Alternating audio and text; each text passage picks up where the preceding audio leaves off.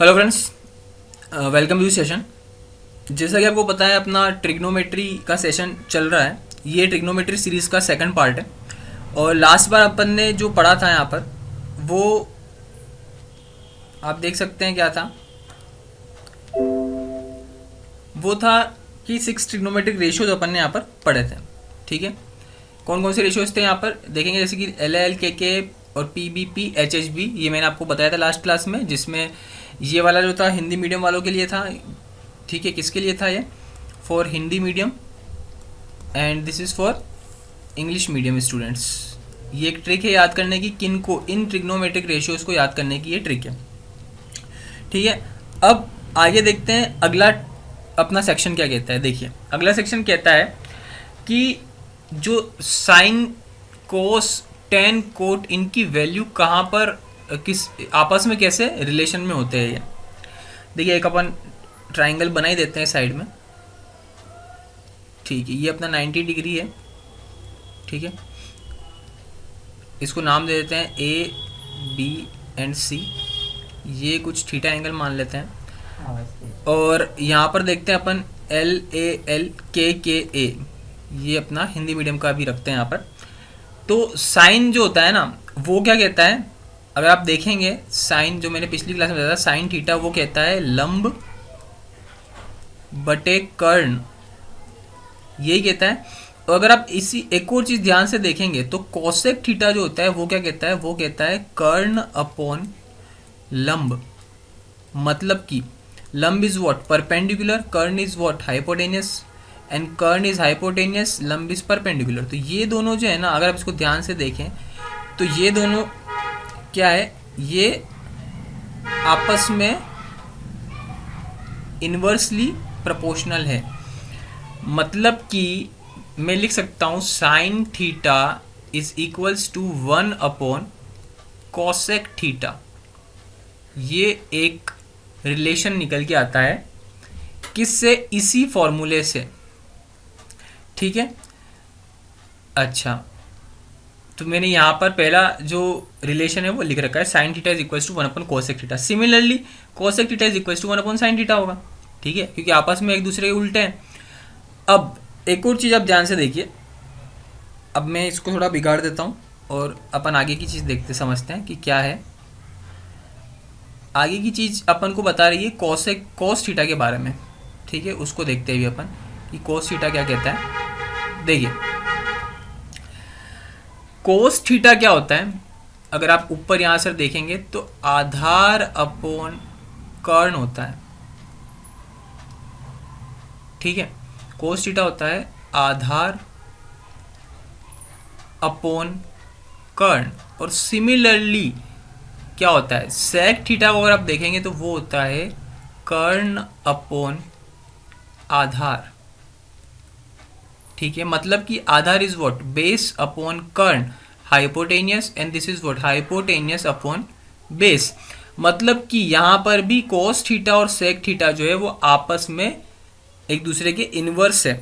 मतलब कि cos theta is equal to what 1 upon sec theta, तो सेक थीटा भी 1 अपॉन कोस थीटा होगा। ये अपना सेकंड रिलेशन कहता है। और इसी तरीके से एक थर्ड रिलेशन भी निकल के आता है, वो क्या है वो भी देख लेते हैं अपन। थर्ड रिलेशन क्या बच रहा है, आप देखिए साइन कोस कोसेक और सेक ये हो चुके हैं, बच क्या रहा है टेन और कोट। तो टेन थीटा और कोट थीटा आपस में इन्वर्सली प्रोपोर्शनल होंगे, बट उसको भी अपन प्रूव कर देते हैं। देखिए tan theta is what, tan theta is लंब अपॉन आधार, means what perpendicular upon base, and cot theta is what, cot theta is base upon perpendicular. तो ये दोनों भी आपस में इन्वर्स रिलेशन में है, यानी कि tan theta is equal to 1 upon cot and cot theta is equal to 1 upon 10। ठीक है, तो ये दो चीज अपन ने यहाँ पर कर ली। अब आप एक और चीज अगर आपने ध्यान से नोटिस करी हो तो टेन थीटा क्या होता है, परपेंडिकुलर अपॉन बेस। ठीक है, अच्छा साइन थीटा क्या होता है, साइन थीटा होता है लंब बटा कर्ण, यानी कि परपेंडिकुलर अपॉन हाइपोटेनियस। और कोस थीटा क्या होता है, आधार बटा कर्ण, यानी कि बेस अपॉन हाइपोटेनियस। अगर मैं sign theta upon cos theta कर दूं तो क्या हो जाएगा, परपेंडिकुलर अपॉन हाइपोटेनियस, अपॉन में बेस अपॉन हाइपोटेनियस, यही हो जाएगा। हाइपोटेनियस से हाइपोटेनियस कैंसिल, बचा क्या, परपेंडिकुलर अपॉन बेस, जो किसके बराबर है, इसे ध्यान से देखिए, टेन थीटा के बराबर है। यानी कि मैं sign theta upon cos theta को क्या लिख सकता हूँ, इसको मैं लिख सकता हूँ टेन थीटा के इक्विवेलेंट। ठीक है, तो एक रिलेशन ये निकल के आता है। अब अभी मैंने पढ़ा कि जो टेन थीटा होता है वो कोट थीटा के उल्टा होता है। जब टेन थीटा की वैल्यू ये दे रखी है sine theta upon cos theta, तो कोट थीटा की वैल्यू क्या हो जाएगी, कोट थीटा की वैल्यू हो जाएगी ये cos theta upon sine theta, इसका जस्ट रिवर्स। ठीक है, तो एक बार इसको समराइज करते हैं।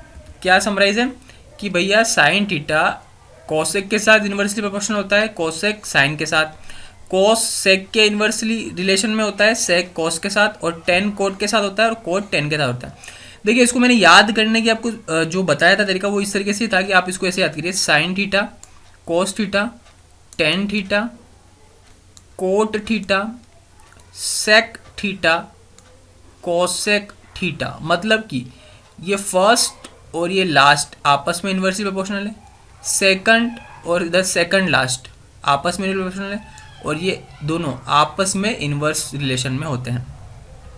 ये इसको याद करने का तरीका है। इसी तरीके से सीरीज में याद करिए, sine cos tan cot sec cosec.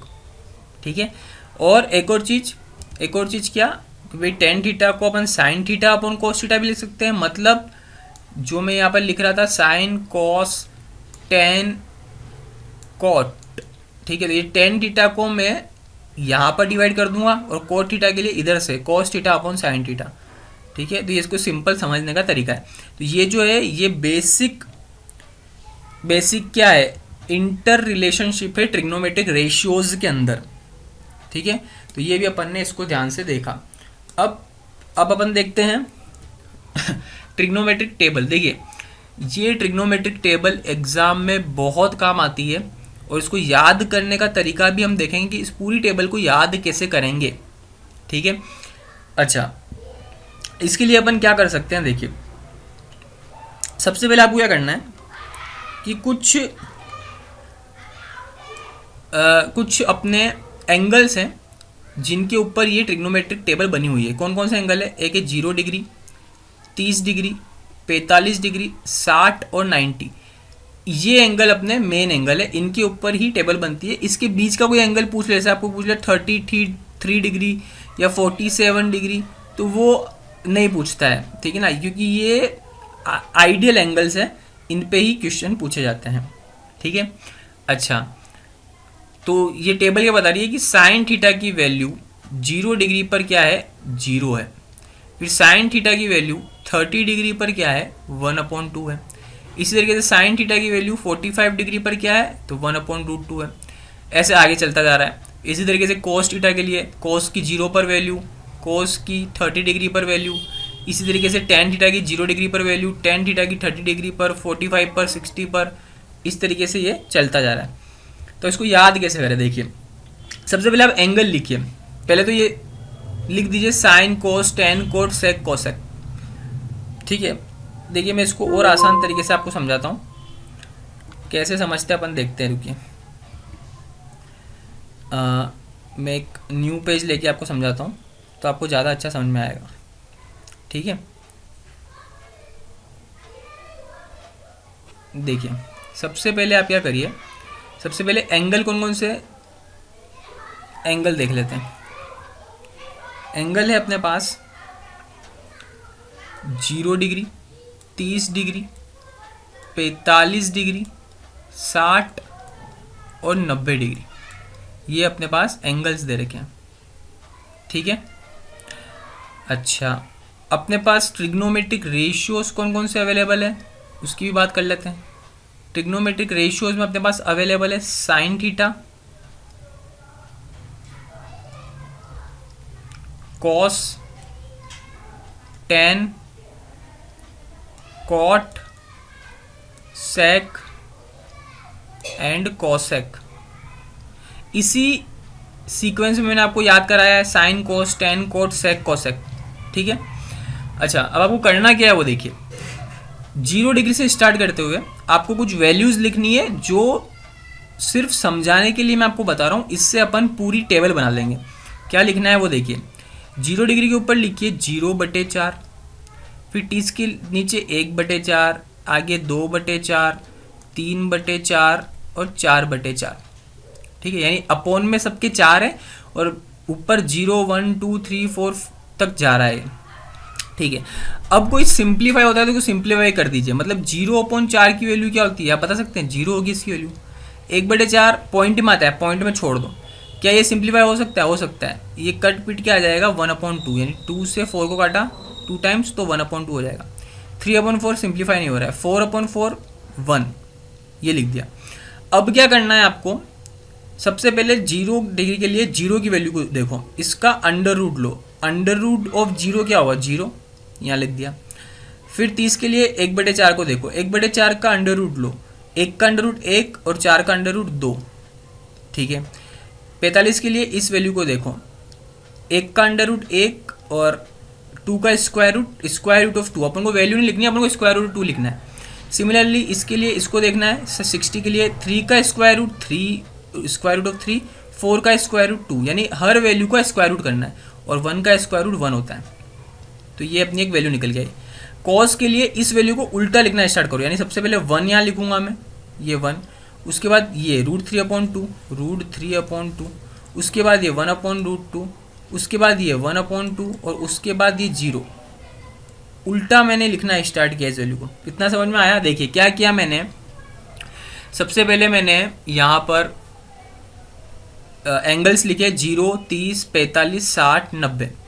ठीक है, उसके बाद क्या किया मैंने, उसके बाद मैंने ऊपर यहाँ पर अपनी जो है ट्रिग्नोमेट्रिक रेशियोज है उनको लिख दिया, sign, cos, tan, cot, sec, cosec.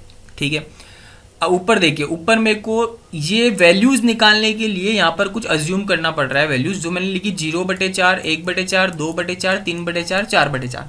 ठीक है, जो सिंप्लीफाई हो रहा है उनको सिंप्लीफाई कर दिया। 0/4 सिंप्लीफाई हो गई, 0 आता है। 1/4 सिंप्लीफाई नहीं होता है, वैल्यू कुछ पॉइंट में आएगी, यानी 0.25 आएगी। मेरे को उससे मतलब नहीं, मेरे को इसको फ्रैक्शन में ही रखना है। 2/4 सिंप्लीफाई और हो सकता है, 1/2 हो सकता है। इसके बाद पॉइंट में वैल्यू आएगी, इसको छोड़ दो। 3/4 सिंप्लीफाई नहीं होगा, पॉइंट में वैल्यू आएगी। और 4/4 1 होता है। इतना मैंने सिंप्लीफाई कर दिया। अब जो भी वैल्यू आई सिंप्लीफाई होने के बाद उसका मेरे को स्क्वायर रूट लेते जाना है एक एक वैल्यू का। तो साइन के लिए सबसे पहले 0 का स्क्वायर रूट 0, 1/4 का स्क्वायर रूट तो 1 का स्क्वायर रूट 1, 4 का स्क्वायर रूट अपॉन 2। सिमिलरली 1/2 का 1/√2, 3/4 का स्क्वायर रूट ऑफ 3/2 और 1 का स्क्वायर रूट 1। कॉस के लिए इस वैल्यू को उल्टी लिखना स्टार्ट करें, 1 को यहाँ पर, फिर सेकंड लास्ट को सेकंड, फिर इसको यहाँ पर, इसको यहाँ पर और इसको यहाँ पर, ये लिख दिया। अब देखिए tan क्या होता है? tan होता है sine theta upon cos theta. अपन ने पढ़ा है tan होता है sine theta upon cos theta. ठीक है, तो sine theta upon cos theta 0/1 0, 1/2 upon √3/2 cut गया है, 2 से 2 बचा गया 1/√3। सिमिलरली इसको अपॉन करेंगे कट जाएगा 1, इसको अपॉन करेंगे 2 से 2 कट जाएगा √3 और इसको अपॉन करेंगे तो नॉट डिफाइन आता है, क्योंकि 1 अपॉन में 0 है किसी के तो वो नॉट डिफाइन होता है। ठीक है, ये मैंने यहाँ पर डिवाइड करके निकाल दिया।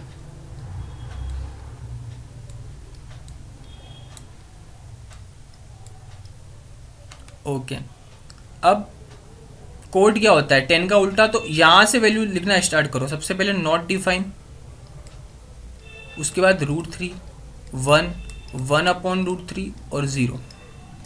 सेक क्या होता है? सेक होता है 1/cos थीटा। ठीक है, cos थीटा क्या है? ये रहा, इसका रिवर्स करना है। 1 का रिवर्स 1 ही होगा। √3/2 का रिवर्स क्या होगा? 2/√3। 1/√2 का रिवर्स √2, 1/2 का रिवर्स 2 और 1/0 नॉट डिफाइंड। ठीक है, तो ये सेक, ये निकल गया अपना सेक थीटा। ठीक है, इतना समझ में आया होगा आपको। और अब कॉसेक के लिए वापस उल्टा लिखना स्टार्ट करो। सबसे पहले यहाँ पर नॉट डिफाइंड 2√2 2/√3 और 1, ये हो गया कॉसेक की वैल्यू। ठीक है, तो अपन ने किया क्या, अपन ने किया कि भाई टेन थीटा होता है साइन थीटा अपन कॉस थीटा, इसको डिवाइड करके निकाल लिया वैल्यूज को। कॉट थीटा के लिए इसको उल्टा लिखना स्टार्ट किया। सेक थीटा होता है 1/cos थीटा, तो कॉस की वैल्यू को रिवर्स कर करके लिख दिया यहाँ पर। और फाइनली कॉसेक के लिए इसको उल्टा लिखना स्टार्ट किया, तो अपनी पूरी टेबल बन के आ जाती है। ये देखिए, इस टेबल को और इस टेबल को मिलाएंगे आप तो दोनों सेम ही होती है। ठीक है, आई होप आपको ये वीडियो समझ में आया होगा। आज अपन इतना ही रखते हैं इसको, अगला जो पोर्शन होगा उसको अपन आगे डील करेंगे। अभी तक के लिए आप इतना ही समझें। ठीक है, वीडियो पसंद आया तो लाइक ज़रूर करें, कुछ डाउट है तो कमेंट में पूछ सकते हैं आप। Okay, thank you very much.